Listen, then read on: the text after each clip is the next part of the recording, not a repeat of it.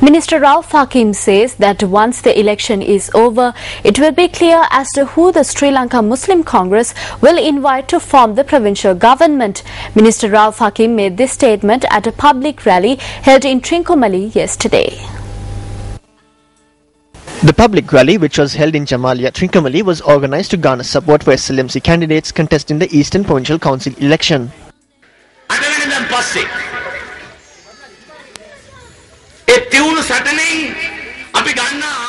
With the decision of the Muslim Congress to contest on its own, the election has become a three-way contest.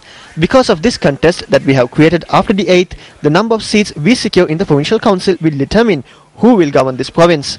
The governor will have to call on the Muslim Congress, which will have the most seats. Once we are called upon, we will determine who we will invite to form a government with us. When they see the Muslim people rallying as one, the fear drives them to level baseless allegations that we are inciting ethnic divisions. Through our strategy, we can determine who will form a government that will uphold good governance. The previous government was a puppet government with a puppet chief minister. The Muslim Congress will never come into a ring to install a puppet chief minister.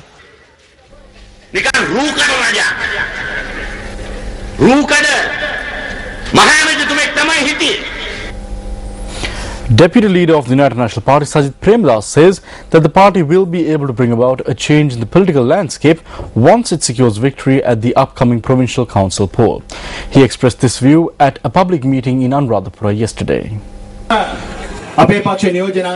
public meeting was held in Alutgama, Anuradhapura in support of UNP candidates contesting the North Central Provincial Council poll. We are attempting to make the biggest change ever in politics, but this change is not just to change the government. It is not merely to secure victory for the elephant. What we are trying is to make the people victorious while making the elephant victorious.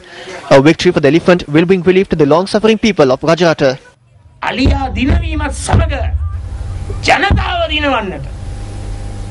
And here are some of the views expressed at a Sri Lanka Muslim Congress election rally in Eravur yesterday.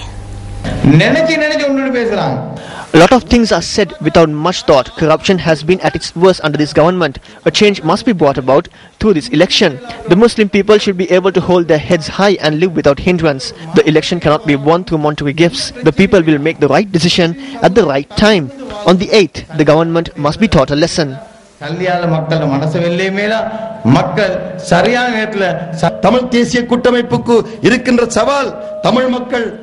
Tamil people must go out and exercise their franchise 100%. It is only then that the Tamil National Alliance can secure proper representation. With the Tamil people not in the mood for an election, there is a risk that a large chunk of the Muslim vote will go to the government. This is a dangerous scenario.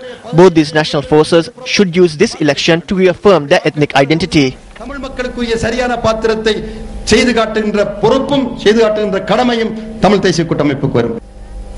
Still in news from the political arena, Sri Lanka Muslim Congress candidate for the Eastern Provincial Council, Azad Sali, says that his security detail was removed today. The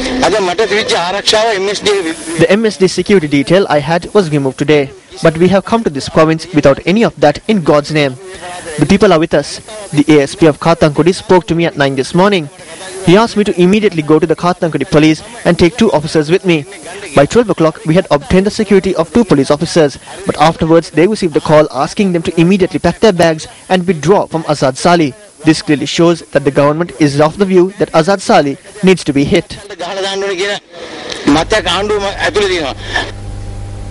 A public meeting in view of the upcoming Provincial Council election was held by the JVP in the Pubbogama area in Kakirava yesterday. The meeting took place under the auspices of parliamentarian Anura Kumara Disanayaka.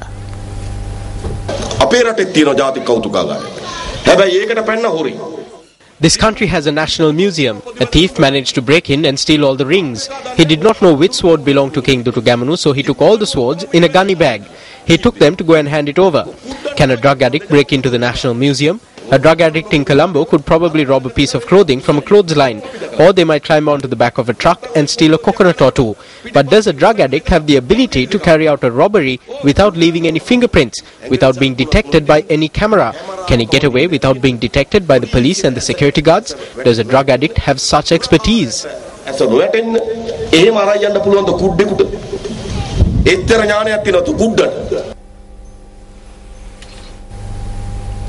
A meeting was held in Ratnapura yesterday to garner support for the United National Party candidates contesting the Sabaragamuwa Provincial Council election. The meeting was held under the auspices of party leader Ranil Wickramasinghe. Universities have been closed. There are 200,000 students waiting for the exams. They don't know what to do. Around 20,000 have been selected to enter universities, but they cannot do so. There are around 80,000 to 100,000 still in universities. They have no classes. Look at this situation. The provincial councils have been entrusted with the responsibility of providing education. Those powers should have been used to put a stop to this. What are the alliance politicians in Pradesh Sabhas and provincial councils doing? They are laying concrete on roads and dynamite on free education. Their brains are filled with concrete while their pockets are filled with money.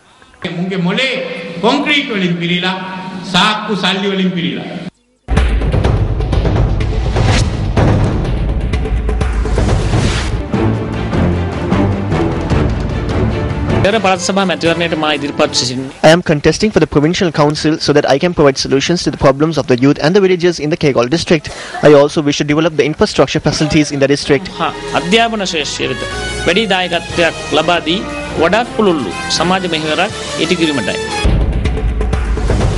We are contesting for the Sabaragamuwa Provincial Council to render better service to the people. That is my wish. The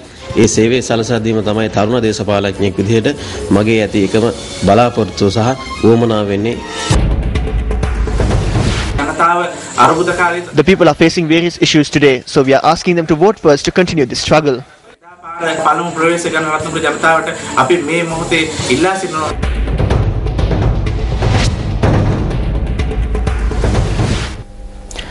The United National Party says that a situation has arisen where the people are rising against the government, which has failed to live up to its promises. UNP parliamentarian Gayantha Karunathilaka made this statement at a media briefing in Colombo today.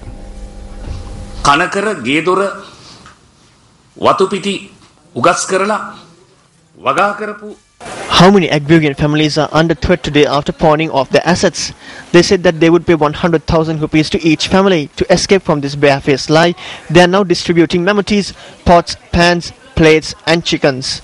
We can clearly see now that the power gained by scrapping the 17th Amendment and introducing the 18th, which did away with independent commissions, is waning in the face of public protest.